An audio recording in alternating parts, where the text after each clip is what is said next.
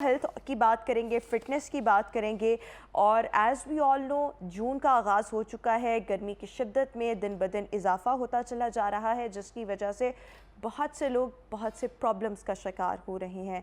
लोगों को एक तो पेट के मसाइल बहुत ज़्यादा हो रहे हैं, प्लस इस मौसम में होता क्या है, ह्यूमिडिटी बहुत ज़्यादा होती है, गर्मी की इंटेंसिटी बहुत ज़्यादा बढ़ जाती है। अल्टीमेटली हमारी बॉडी जो है वो डिहाइड्रेटेड हो जाती है, बॉडी के अंदर जो है वो नमकियात की और पानी की कमी हो जाती है। सो ऐसे कौन से मशरूबात का इस्तेमाल किया जाए जो आपको तरोताज़ा रखें, आपकी स्किन को, आपके जिस्म को तरोताज़ा रखें, और ना सिर्फ ये बल्कि हाइड्रेटेड भी रखें। हकीम अताउर रहमान साहब आज हमारे साथ शो में मौजूद हैं।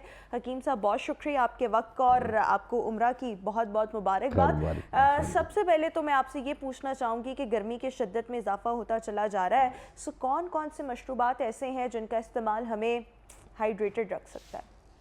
जी, बिस्मिल्लाहिर्रहमानिर्रहीम। जून का महीना गर्मी के हवाले से बहुत अहम महीना है, और इसके अंदर आपको पता है कि जब क्लाइमेटिक चेंजिंग होती है और गर्मी पीक पे होती है, आपने जैसा कि बताया कि डिहाइड्रेशन के इश्यूज़ बहुत हैं।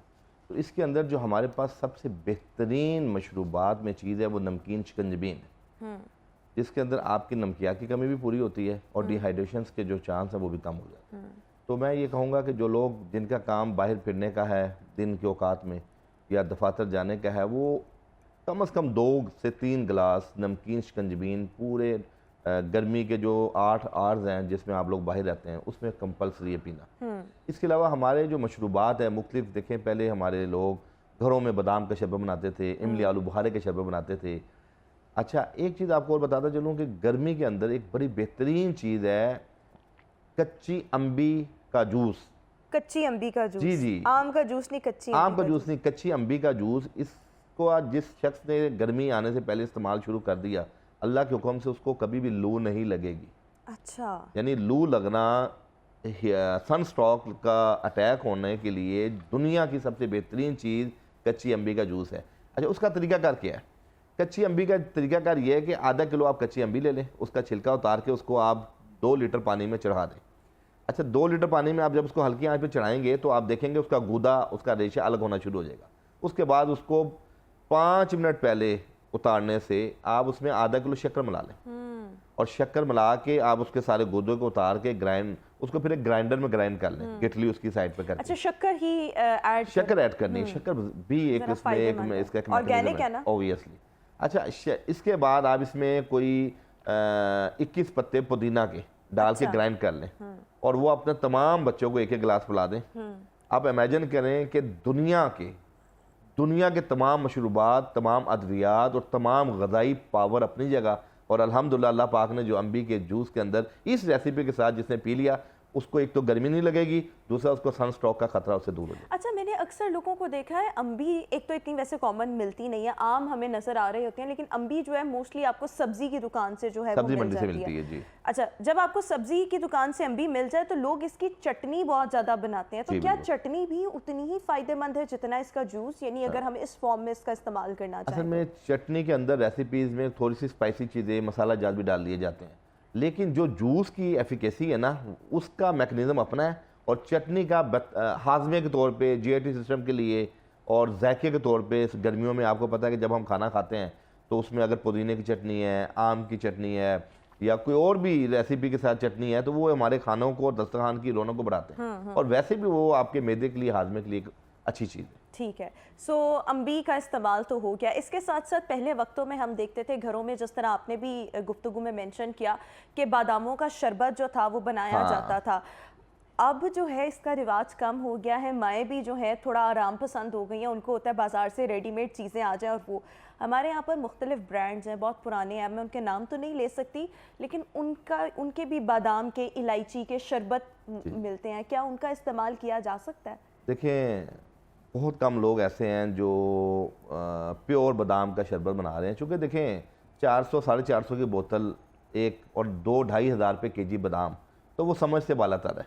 तो अगर आप देखें हमारे यहाँ कमर्शियलिज्म के अंदर लोग बहुत कम जो है ना वो एसेंस का इस्तेमाल कर लेते हैं। आप घर में अच्छी चीज़, अच्छी क्वालिटी की चीज़ और पूरे औज़ान के साथ बनाने के लिए आप घर में बना लें। ये सब चीज़ें आम है, पुरानी हमारी जो वक्त की बुज़ुर्ग ख़वातीन थी, माएँ थीं, वो ये बनाती थी, अपने बच्चों को बुलाती थी, और वो मुख्तलिफ़ चीज़ें बनाती थी। तो मैं ये कहूँगा ठीक है, कंपनीज बाहर बहुत सी कंपनीज बना रही हैं। अच्छा, इसके अंदर हमारे पास एक कराबादीनी चीज़ है, शरबत बजूरी। ये किसी एक कंपनी का ब्रांड नहीं है, बल्कि ये हमारे कोहना तिब्बा की एक मेहनत है, जिन्होंने शरबत बजूरी मुख्तलिफ जड़ी बूटियों का एक निचोड़ निकाला। बजूरी शरबत की मैंने नाम सुना हुआ है, क्या ये किसी ब्रांड के अंदर कोई ये बजूरी शरबत है? ये कैसे मिलता है? ये एक नाम है। मसलन जैसे हमारी जड़ी बूटियाँ हैं, कासनी ठंडी जड़ी बूटी है, बरंजासफ है, गुलाब है, ये ठंडी जड़ी बूटियों का एक्सट्रैक्ट निकाल के उसका शरबत बनता है। और ये जो किडनी के पेशेंट हैं, लीवर के पेशेंट हैं, जिनके लीवर के एंजाइम बढ़ जाते हैं, जिनको पेशाब कम आता है, रुक रुक के आता है, डिहाइड्रेशन स्वेयर हो जाती है, उनके लिए बेहतरीन चीज़। ये कहाँ से मिलेगा? ये आम मुख्तलिफ कंपनीज बना रही हैं हमारी पाकिस्तान की बजूरी शरबत। जी जी, हर कंपनी बना रही है, आप खुद बना सकते हैं। इसकी फॉर्मुलेशन नेट के ऊपर मौजूद है, आप इसके इंग्रेडिएंट्स देखें, पंसार से लेके आएँ और उसको आप बना लें, जिस तरह आम शरबत बनता है। लेकिन उसकी एफिकेसी गर्मी के हवाले से मेडिसिन की मेडिसिन है और मशरूब का मशरूब है। और ये शुगर के पेशेंट्स भी इस्तेमाल कर सकते उसको हैं? अगर आप घर में बनाएंगे तो ऑब्वियसली देखें, जो मार्केट में बनती हैं चीज़ें वो चीनी में बनती हैं, तो चीनी इतनी अच्छी चीज़ नहीं है। अगर आप घर में बनाएंगे तो उसमें या तो चीनी कम डाल लें या शक्कर में बना लें। अच्छा, एक और चीज़, फालसे का सीज़न है और हमें जगह जगह फालसे नज़र आ रहे हैं। फालसा जो है वो भी बहुत ज़्यादा जिस्म को, रूह को सुकून पहुंचाता है, स्पेशली अगर हम फालसे का जूस इस्तेमाल करें तो फालसा इटसेल्फ खाना, फालसे की चटनी, फालसे का शरबत कितना फ़ायदेमंद है? देखिए, अल्लाह पाक ने हर फल की एक अपनी ग़िज़ाइयत रखी है। फालसा और तरबूज दो ऐसी चीज़ें हैं जो हमारे ब्रेन के अंदर अल्लाह ने कुछ ऐसे सेल्स रखे हैं, जैसे हाइपोथैलेमस है। ठीक है। हाइपोथैलेमस हमारी बॉडी की पीएच को कंट्रोल करता है। आपकी वजूद के अंदर जब किसी हीट अप होती है, किसी मेडिसिन का एडवर्स रिएक्शन होता है, या किसी गर्म सर्द की वजह से आपके ब्रेन में एक हीट स्ट्रोक का अटैक होता है, उस टाइम हम आपके ब्रेन के जो सेल्स हैं, वो आपके हाइपोथैलेमस हैं, वो आपकी पीएच को कंट्रोल नहीं कर पाते।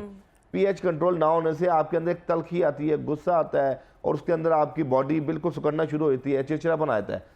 फालसे का जूस और तरबूज, ये दो वाहिद ऐसे फल अल्लाह पाक ने बनाए हैं जो हाइपोथैलेमस की मैनेजमेंट करते हैं और उसके जो सेका लग जाता है उसको नॉर्मलाइज करते हैं। और फालसे का जूस रेफ्रिजरेंट होता है, आपको फरहत देता है। फालसे का जूस खाले खून पैदा करता है, जिगर के लिए इसलाह करता है। फालसे का जूस बच्चों के लिए जायके के हिसाब से भी, अफादियत के हिसाब से भी वो मुसलमा हकीकत रखता है अल्हम्दुलिल्लाह। सो ये फालसे का जो शरबत है, फालसे की चटनी, जी बेहतरीन चीज़ है। किसी भी फॉर्म में फालसा जो है उसको इस्तेमाल किया जा सकता है। अच्छा, बिल्कुल। एक और चीज़ जिसका मैं यहाँ पर तस्करा करना चाहूँगी, वो हमें अक्सर गर्मियों में ठेलों पर जो है वो इमली आलू बुखारे का शरबत जो है वो मिलता है, तो इसका इस्तेमाल कितना हमारे लिए फ़ायदेमंद हो सकता है और हमारी बॉडी को हाइड्रेटेड रखने में इसका कितना किरदार है? जी बिल्कुल, देखें, आलू बुखारा दिल को ताकत देता है, और जब आपको अंदर डिहाइड्रेशन के इश्यूज आते हैं ना, तो आपके अंदर कंट्रक्शन पैदा होता है, दिल के मसल्स जो है ना वो सिकुड़ते हैं। तो जब आप आलू बुखारा और इमली इनका मिक्स एक शरबत बनाते हैं तो सबसे पहले आपके दिल को तकवीत मिलती है। यानी आप देखें, बाद वक़्त गर्मी के अंदर जब इंसान आता है तो हार्ट फ्लैशेस, एक घबराहट, एक सफोकेशन, तो अल्हम्दुलिल्लाह ये वो मशरूब है जो आपके दिल को भी तकवीत देता है और दूसरा आपके ब्रेन को ऑक्सीजन मुहैया करता है। यानी ये अल्लाह पाक ने हर फल की, मैंने आपको बताया, आलू बुखारा हमारे बहुत बड़ी नेमत है, और पाकिस्तान में ये माशाल्लाह वाफर पाया जाता है आलू बुखारा, और बाहर ममालिक से भी आता है। तो लोगों को चाहिए कि आलू बुखारा, वैसे भी वो हर खाने के बाद एक दो, जिनको हाजमे का इशू है, वो एक दो आलू बुखारा वैसे भी खा सकते हैं। वो वही बात है ना कि अगर आप इसको असल फॉर्म में भी इसका इस्तेमाल करें तो इसकी अफादियत जो है वो वैसे ही रहेगी, और अगर आप शरबत की फॉर्म में इस्तेमाल करना चाहें। अच्छा, अक्सर लोगों को मैंने देखा है वो ठेलों से इसका इस्तेमाल कर रहे होते हैं, ठेलों पे खड़े होकर पी रहे होते हैं। मुझे लगता है वो जिस तरीके से बनाए जाते हैं ना, वो इतना कोई हाइजीनिक तरीका नहीं होता। तो अगर एक आप हाइजीन का ख्याल रखते हुए अगर आप इन चीज़ों को घर में बनाएंगे तो ज़्यादा अफादियत होगी। मेहनत थोड़ी ज़्यादा करनी पड़ेगी, लेकिन ये है कि आप जरासीम से बच जाएंगे, वरना आप ये ना हो कि जिस्म को हाइड्रेटेड रखने के चक्करों में इन चीज़ों का इस्तेमाल करें और अल्टीमेटली जरासीम से बीमार हो जाए। गन्ने का रस कितना फ़ायदेमंद है? गन्ने का रस रोज जिसको हम कहते हैं, मैं आपको बताता हूँ, गन्ने का रस वैसे तो बहुत मुफीद है, लेकिन हम लोगों को मना करते हैं कि जैसी गर्मी आती है आपकी ग़िज़ा के अंदर नेचुरली ताफुन पैदा होता है, तो उस सूरत में आपको जॉइंटस फैलता है। अच्छा, उस जॉइंटस फैलने की एक वजह गन्ने की रस की मशीन भी है, क्योंकि वहाँ हमारे यहाँ क्वालिटी इंश्योरेंस के इशूज़ हैं, हाइजीनिक के इशूज़ हैं। तो हम लोग एज आ मुआलिज पेशेंट्स को कहते हैं कि आप गंडेरी, वो गंडेरी जिसके ऊपर पानी ना तोड़का हो, बल्कि वो गंडेरी जो खुश्क हो, उसको आप घर ला के खुद धोएं। देखिए, हमारे यहाँ अक्सर दो किस्म की गंडेरी बिक रही है। एक गंडेरी बिल्कुल खुशक गन्ने की कटती है, वो आप गंडेरी खरीदें। अगर आप गंदे पानी जो गंडेरी जो बेच रहा है वो गंदा पानी इस पर रोकता है, उसकी वजह से हेपेटाइटिस के इश्यूज होते हैं। लेकिन अगर आप घर लाके उसको धो लेते हैं, मैं यही अर्ज कर रहा हूँ कि खुशक गंडेरी लें, उसको घर ला के धोएं। सबसे बेहतरीन आपके अंदर जो शुगर लेवल मेंटेन करने का ये गन्ने की गंडेरी है। गन्ने के रस से हम लोग अवॉइड ही करते हैं, गन्ने का रस। लेकिन वो अगर जाइंडस आपको का वो बायस है। कोई मतलब अगर साफ सुथरी जगह से जहाँ पर हाइजीन का ख्याल रखा जाता हाँ, है, तो फिर आप बहुत बड़े बड़े डिपार्टमेंटल स्टोर्स हैं जहाँ पर जी, ये जी। बनाया जा रहा होता है, जी, जी, तो बिल्कुल। अगर हाइजीन का ख्याल रखा जाए सो इटसेल्फ गन्ने का रस जिसको हम रॉ भी कहते हैं वो भी जी, बहुत फायदेमंद बहुत है। फायदेमंद। सत्तू कितने फायदेमंद है? सत्तू जी माशाल्लाह, देखें आप उन तमाम चीज़ों का नाम ले रही हैं जो आने वाले वक्त में शायद बच्चे हैरान होंगे कि ये नाम कौन सा लिया गया, और ये हमारा ये अब चीज़ें उनका होती जा रही हैं। और यकीन कीजिए कि जब आप नाम ले रही हैं ना तो उसकी फ़र्क मैं महसूस कर रहा हूँ, क्योंकि बहैसियत तबीब अल्लाह पाक ने इतनी अजीम नेमतों से इंसानों को नवाजा है। मैं ये नहीं कहता हम लोगों को, इंसानों को नवाजा है, लेकिन हम ऐसे नाशुक्रे हैं, हम ऐसे हडराम हो चुके हैं कि हम सुस्तियाँ करते हैं, हम अपनी सेहत के लिए तगोदो नहीं करते, और हम प्रीपेड चीज़ों में जाते हैं, सिंथेटिक चीज़ों में जाते हैं, तभी बीमारियाँ जन्म ले रही हैं।